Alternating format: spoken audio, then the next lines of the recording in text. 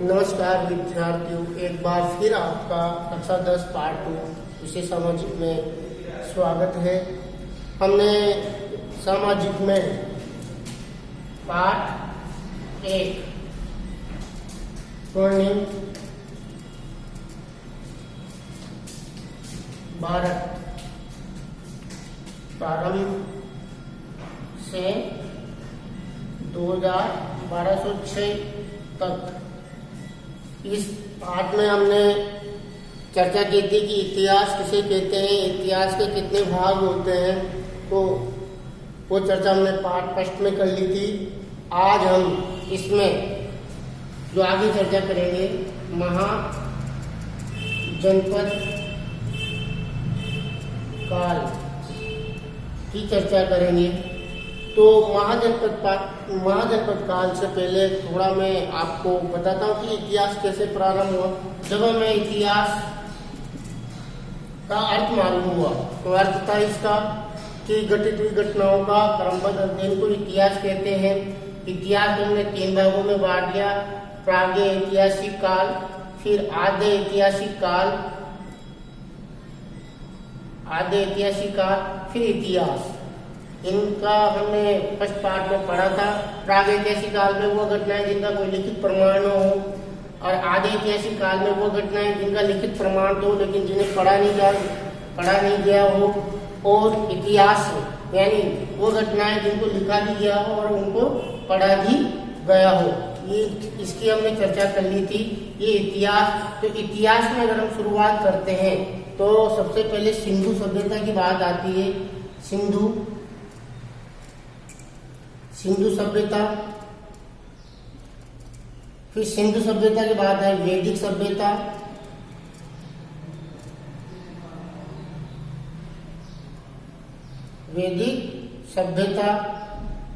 फिर इसके बाद आता है जनपद काल। देखो, सिंधु सभ्यता में मनुष्य ने अपनी बसावट की, लेकिन सिंधु सभ्यता के जो भी साक्ष्य मिलते हैं उनको अभी तक पढ़ा नहीं गया, पता नहीं जाने कौन सी लिपि में उन्होंने लिखी है। फिर वैदिक सभ्यता में जो भी लिखा गया उनको हम वेदों के माध्यम से, यानी वैदिक सभ्यता में 3 वेदों का निर्माण हुआ था, मतलब 4 वेदों का निर्माण हुआ था, इसीलिए इसको वैदिक सभ्यता कहा जाता है। वैदिक सभ्यता के भी 2 कालखंड होते हैं। जैसे एक तो वैदिक सभ्यता होगी, वैदिक काल, जिसमें ऋग्वेद लिखा गया। फिर एक आता है उत्तर वैदिक काल, इसमें 3 वेदों को लिखा गया। कितने वेदों को लिखा गया? 3। जैसे ऋग्वेद तो वैदिक काल में लिखी दिया, 4 वेद है, तो पहला वेद तो वैदिक काल में लिख दिया था। बाकी 3 वेद जो हमारे हैं उत्तर वैदिक काल में लिखे गए। जैसे 1 नंबर तो ये हो गया, टोटल 4 वेद हैं, जिनमें से हम बात करें दूसरे नंबर की, वो है यजुर्वेद। तीसरे नंबर पे फिर आता है सामवेद। फिर 4 नंबर पे यानी सबसे अंतिम में जो वेद लिखा गया वह अथर्ववेद।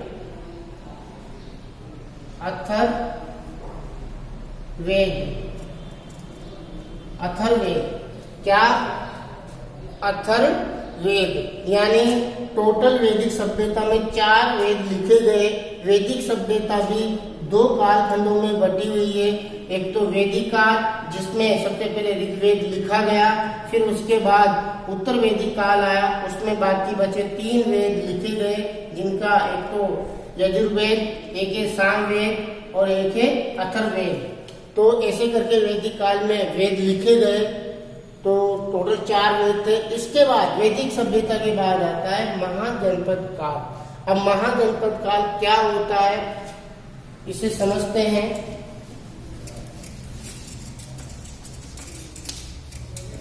देखो, महाजनपद काल की अगर हम बात करें, तो महाजनपद काल में हम बात करते हैं। सबसे पहले जनपद काल किसे कहते हैं? तो इसको समझने के लिए हमें जैसे जैसे मानव विकसित हुआ, जैसे मानव पृथ्वी प्रारंभ उसने रहना प्रारंभ किया, तो वो एक परिवार के समूह में रहा, परिवार के समूह में रहा। यही परिवार फिर धीरे धीरे परिवार में सदस्यों की संख्या बढ़ी, तो उनको भी कबीले कहे, कबीले। फिर कबीले किसमें बदल गए? कबीले जन में बदल गए। फिर जन किसमें बदल गए? जनपद में बदल गए। फिर जनपद किसमें बदल गए? महाजनपद में। तो ऐसे मनुष्य ने रहना, पहले परिवार में रहा, यानी परिवार के अपने परिवार के सदस्य रहे, फिर उनका विस्तार हुआ तो कबीले बन गए। कबीले किसमें बन गए? जन में। जन किसमें बदल गया? जनपद में, और फिर महाजनपद में। तो हम किसकी चर्चा करेंगे? महाजनपद की। देखो, मनुष्य धीरे धीरे जैसे जैसे जनसंख्या बढ़ती गई, उसका परिवार बड़ा होता गया, कबीलों का निर्माण हुआ, कबीलों से जन बन गए, जन से जनपद बन गए, और महाजनपद काल फिर बन गया। मतलब जनपद से आगे की स्टेज होती है महाजनपद काल, यानी ये बहुत बड़ा भूभाग होता है। तो इसकी तुलना अगर आज हम परिप्रेक्ष्य में करें तो परिवार आज भी है, और कबीले को कह सकते हैं मोहल्ला आज वर्तमान में।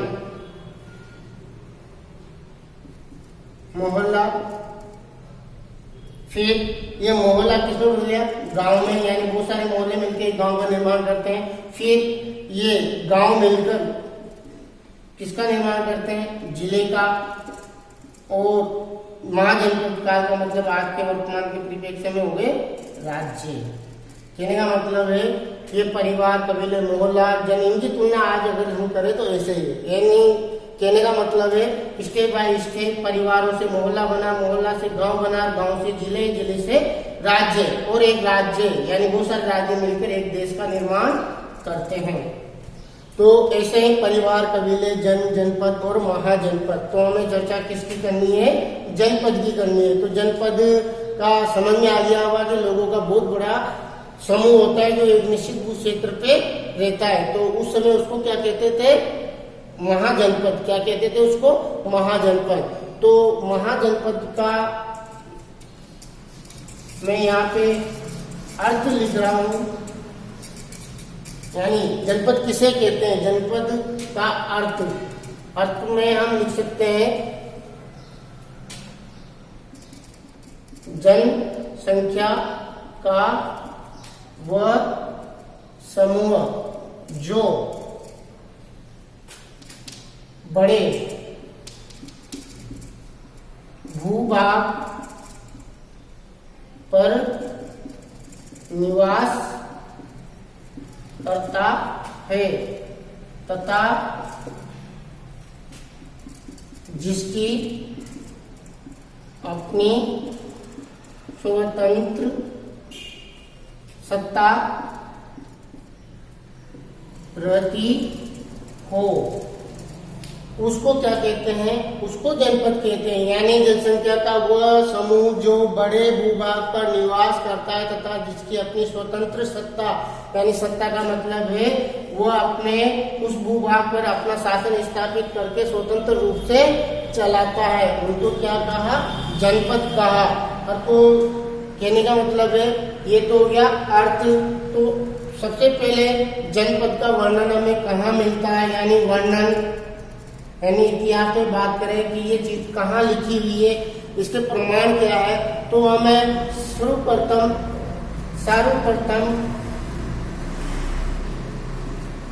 महाजनपद का उल्लेख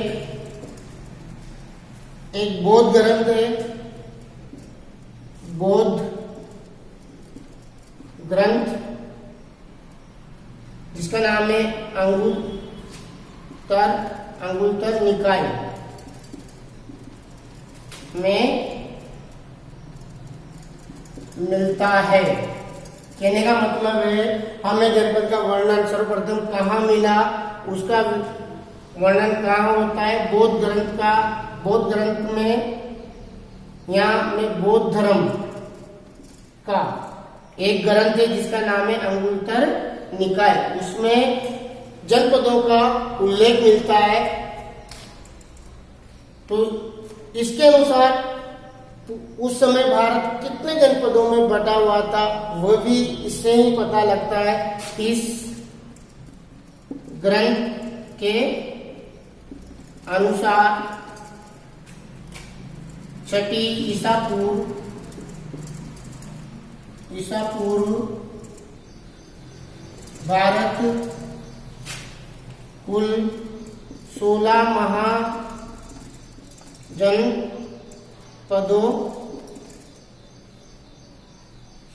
महाजनपदों में विभक्त था।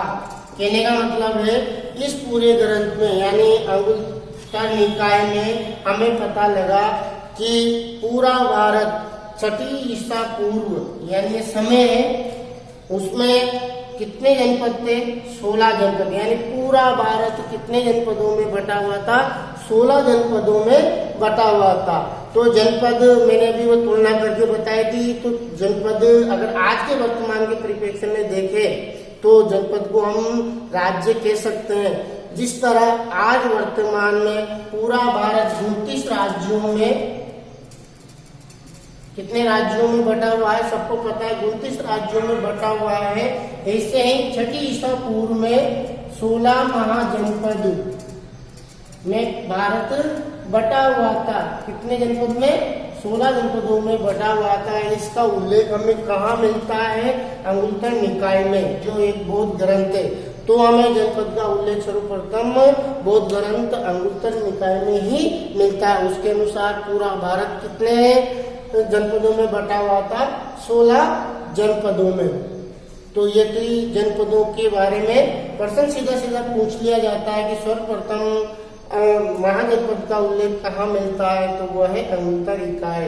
उसमें कितने जनपदों में भारत बटा हुआ था? 16 जनपदों में। ऐसे प्रश्न बोर्ड में पूछे जाते हैं। अब आगे बात हम करते हैं कि 16 जनपद थे तो कौन कौन से जनपद थे और उनकी क्या क्या राजधानी थी या उनकी कौन कौन सी राजधानी थी, इससे के बारे में भी प्रश्न पूछा जाता है। इसका स्क्रीनशॉट ले ले आप। थोड़ी देर में बोर्ड से हट जाऊंगा वरना आपने इसका स्क्रीनशॉट ले लिया होगा। अच्छे नोट्स बनाए।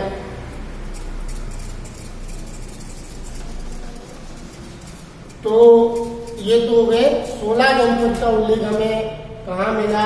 अंगुत्तर निकाय जो बौद्ध ग्रंथ है उसमें मिलता है। अब इसके बाद जनपद कौन कौन से और उनकी राजधानियां कितनी है, मतलब कौन कौन सी है। तो मैं यहाँ लिखता हूँ महाजनपद और एक तरफ लिखता हूँ उनकी राजधानी। तो यहाँ हम आज 16 जनपदों का पढ़ेंगे। तो यहाँ तो जनपद लिखूंगा नाम और फिर उसकी राजधानी, ये भी प्रश्न पूछा जाता है। तो पहले जनपद की अगर हम बात करें तो पहला जनपद आपके आता है काशी। नाम सुना होगा, काशी उत्तर प्रदेश में है। आज वर्तमान में उत्तर प्रदेश के मतलब उत्तर प्रदेश राज्य में आता है काशी। और इसकी राजधानी थी वाराणसी।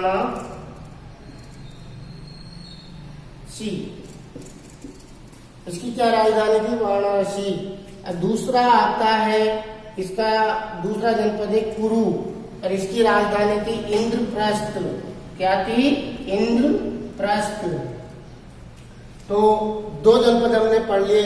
साथ में आपको जनपद के नाम भी याद रखने हैं और साथ में ही इनकी राजधानी भी याद रखनी है। तो पहला जनपद हुआ काशी जिसकी राजधानी है वाराणसी और दूसरा जनपद आया कुरु जो जिसकी राजधानी इंद्रप्रस्थ, जो वर्तमान में आज दिल्ली के नाम से जाना जाता है। आज ध्यान रखना। कुरु के बाद अगर हम तीसरे जनपद की बात करें तो उसका नाम आपके सामने आता है, वह है कंबोज जिसकी राजधानी थी उसका नाम है राजपुर। कंबोज की राजधानी क्या थी? राजपुर। फिर इसके बाद चौथे नंबर पे जो जनपद आता है कौशल। क्या नाम है? कौशल। अब कौशल की राजधानी है अवध। जिसको अयोध्या भी बोलते हैं, अवध, या अयोध्या भी उसको बोलते हैं। अब 4 जनपद हो गए। मैं एक बार आपको बता रहा हूं, इनको साथ के साथ याद भी करना है। इनकी एक न एक राजधानी पूछी जाती है। पाठ को जब पहला फर्स्ट पार्ट या फर्स्ट भाग मैंने पढ़ाया था, उसमें इसके डिवाइड अंक बताए थे कि इस पाठ से कितने अंक आएंगे। 5 अंकों के बारे में मैंने कि किस टाइप के 5 अंक पूछे जाएंगे, जिनमें से मैंने बताया था कि 1% तो 1 अंक का आएगा, यानी अति लघुतरात्मक। तो उसमें से इन्हीं महाजनपदों काल में से 1 अंक की किसी न किसी जनपद की राजधानी पूछी जाती है। तो इसको ऐसे भी ध्यान से पढ़ना है। हमें 16 जनपद कंटेस्ट याद करने एक के बाद। तो 4 है, देखो सब का से शुरू हो रहे, काशी, कुरु, कंबोज, कौशल। तो इनकी राजधानी वाराणसी, इंद्रप्रस्थ, ताजपुर और अयोध्या या अवध। अब 5वें नंबर पे अगर हम बात करते हैं, फिर इसमें आता है मगध। मगध जनपद, और इसके लिए कहा जाता है यह जनपद काल का सबसे शक्तिशाली, यानी सबसे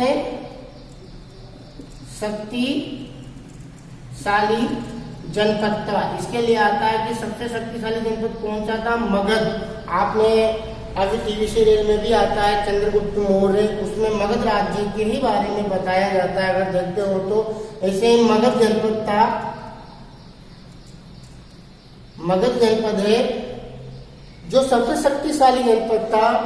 उसकी राजधानी आती है जिसका नाम है राजगृह, राजगृह या गिरिब्रज।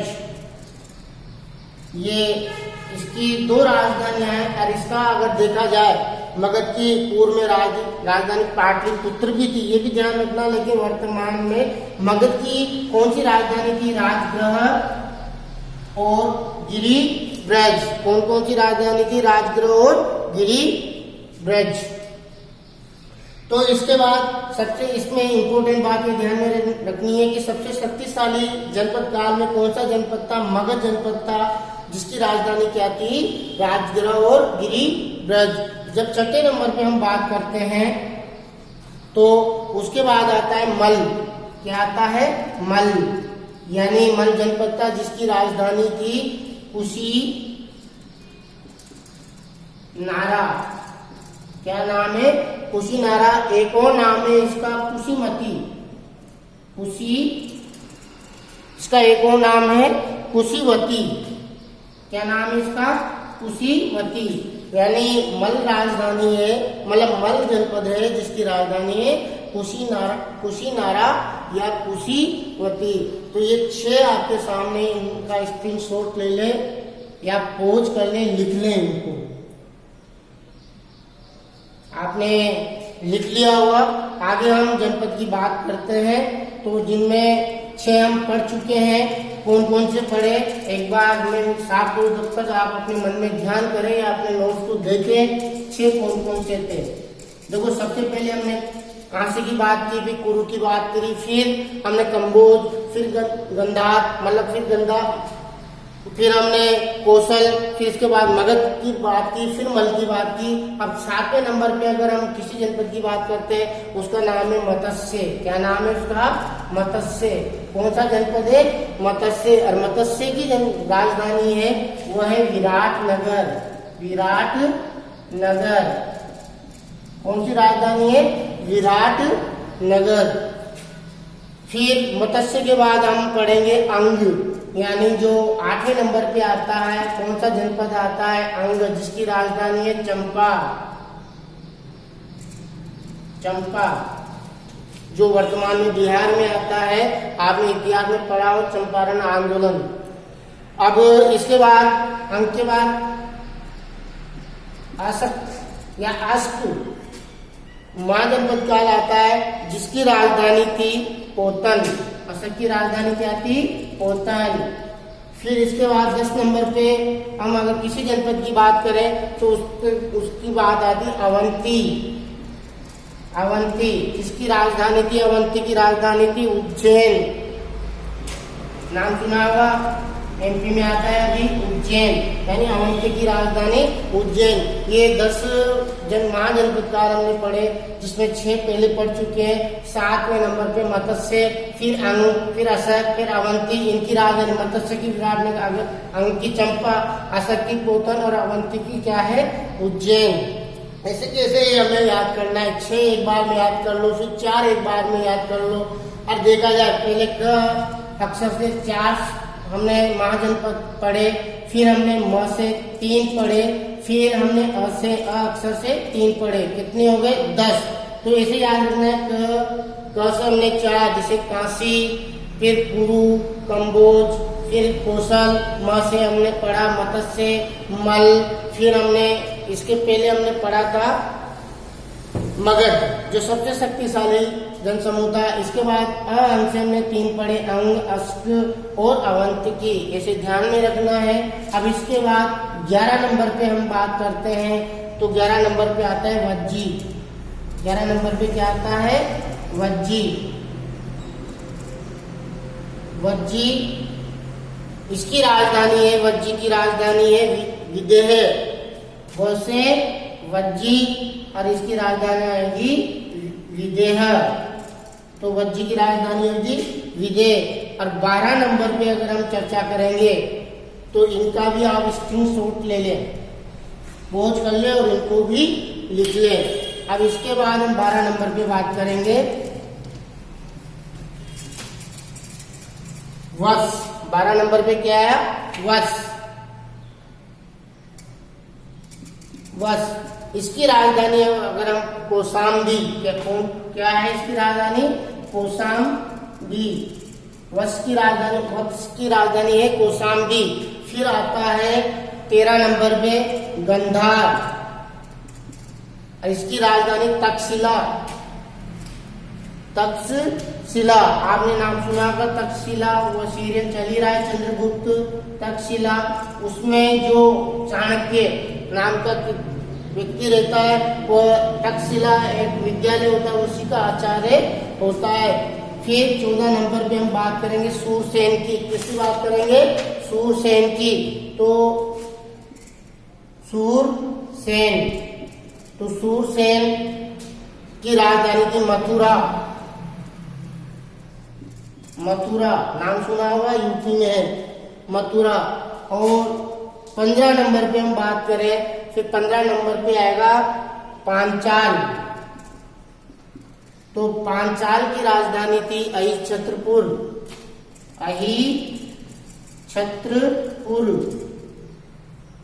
अहिच्छत्रपुर। लास्ट में हम लास्ट महाजनपद काल का करेंगे, तो वो चेदी। क्या नाम आया? कौन सा जनपद है? मतलब कौन सा जनपद है? चेदी, जिसकी राजधानी है शक्तिमती। शक्तिमती।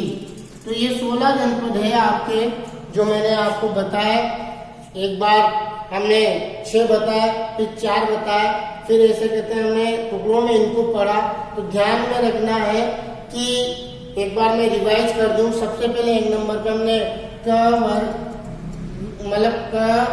वर्ण के 4 पढ़े, जिसमें हमने पढ़ा, एक तो पढ़ा सबसे पहले काशी, फिर उसके बाद कुरु, फिर उसके बाद कंबोज, फिर उसके बाद गंधार। ये क वर्ग के कितने पढ़े थे? 4। फिर हमने उसके बाद म के पढ़े, जिसमें मगध पढ़ लिया 1 नंबर पे। फिर मगध के बाद मल, और फिर मल के बाद पढ़ा हमने मत्स्य, यानी म के कितने पढ़े? 3। कितने हो गए? 7। फिर अ के हमने पढ़े, इससे भी 3 पढ़े, यानी अंग पढ़ा। फिर अंग के बाद हमने असक पढ़ा। फिर असक के बाद हमने जो लास्ट में असक के बाद हमने जो पढ़ा, उसका नाम है अवंती। फिर इसके बाद हमने वर्ण के 2 पढ़े, जिसमें एक तो वज्जी और फिर एक पढ़ा वश। तो कितने हो गए? वर्ण के 2, अ के 3, यानी 5 तो ये होगी, म के 3 यानी 8 हो गए, और क के 4, 12 तो ये हो गया। मैं अब 4 याद रखने जो एक तो गंधार है, एक सूसेन है, एक पांचाल है, एक चेदी है। ये 16 जनपद आपको मुख्य जुबानी याद हो गए और उनकी राजधानी भी आपको याद होगी। पहले आपको जनपद के नाम याद होंगे, फिर उनके बाद आपको उनकी राजधानी याद होगी। 1 अंक आपका पक्का, यानी इस अध्याय का 1 अंक इसी महाजनपद काल से उनकी राजधानियों के बारे में आपके पाठ्यक्रम में पूछे जाते हैं। नेक्स्ट टॉपिक में अपन जनपद का अगला नेक्स्ट टॉपिक पढ़ेंगे, जिसका राजस्थान के प्रमुख जनपद यानी राजस्थान में कितने जनपद आते थे ये पूछा जा सकता है। तो अगला टॉपिक रहेगा राजस्थान के प्रमुख जनपद। राजस्थान के प्रमुख जनपद, तो ये कल अगले पार्ट यानी पार्ट 3 में हम पढ़ेंगे। तो एक बार फिर कह रहा हूँ कि चैनल को ज्यादा से ज्यादा अच्छी, मतलब जो हमारा स्कूल का चैनल है जो यूट्यूब पे केशव स्कूल ऑनलाइन चैनल के नाम से है, उसको सब्सक्राइब करें, लाइक करें और ज्यादा से ज्यादा शेयर करें जो विद्यार्थी हैं उनको। और उसके नीचे कमेंट बॉक्स भी है, अगर आपको वीडियो कैसा लगा, जैसा भी सकारात्मक या नकारात्मक जैसा आपको लगा, उसमें आप अपने कमेंट भी लिख सकते हैं। अगर आप कमेंट लिखेंगे और हमें उन कमेंटों को पढ़ने से थोड़ी प्रेरणा मिलेगी और वीडियो में हम उनको सुधार करने का प्रयास करेंगे। तो आज के लिए इतना ही, धन्यवाद।